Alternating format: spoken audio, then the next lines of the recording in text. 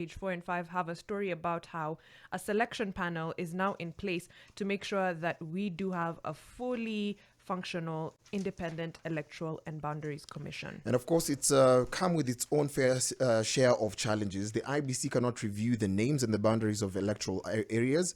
And of course, pending by elections in 3 constituencies and several wards across the country cannot be conducted. The commission could not get funding for development partners. And of course, senior managerial positions that felt vacant at the commission could not be filled simply because we do not have commissioners. That's right. And there's a few challenges, like Brian has mentioned, that come as a result of not having a fully constituted IEBC. One amongst them is the fact that they can't review names and boundaries of electoral areas, like he said, and pending by elections are not able to be done. Kenyans also can't initiate constitutional amendments through popular initiative routes and many more. But the fact that we've had to make noise about this for, I would say, about 2 years, the 2 years that it's the actually Kenya Kwanza administration has been in power, yeah, it's a bit worrying. Is it a delay tactic? That could be a very good question. Is it a delay tactic? It's probable because we only have 2 years till elections. A good commission requires just about 3 to 4 years in order to just set the boundaries, get to understand how best they're going to conduct the next elections.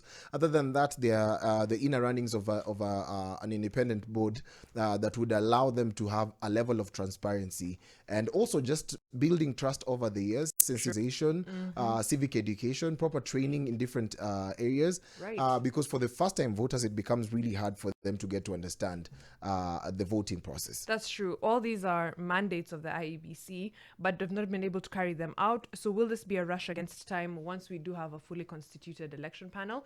Then, of course, there's also something that I found very interesting about who gets to nominate members of this selection panel. There's 2 nominations from the Parliamentary Service Commission, one by the Law Society of Kenya.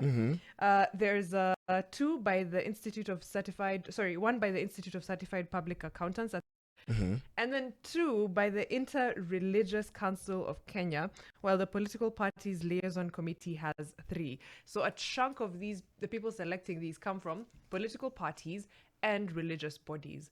Then you have 1 for people like the Law Society of Kenya and the Institute of Certified Public Accountants. I don't know why in my head that feels skewed. Should be the other way around. I think the Law Society of Kenya should have at least 3. Have 3. Yeah, and then you can now talk about representing political parties and religious. Because I believe representation from the PSC, some of these positions are actually very political, and they could be awarded. And with that high number, then of course, if there's a voting process or selection of a panel, actually this is selection of the panel. So when it comes to vetting the candidates, it could lean on one side that do not favor the constitution, simply because we don't have enough defenders of the constitution within the nominated group. Yeah. Right. Basically, just from numbers, if you have 2 from the Public Service Commission and 3 from the Parliamentary Party Liaison Committee, or basically representatives of political parties, that's already 5 out of this entire selection panel. And then, of course, the religious. Yes. And you know how they sway depending on government. Yeah. So that tells you that between ISPAC and LSK, they only have 2 votes in that selection panel. What does that mean for the integrity of our commissioners as well?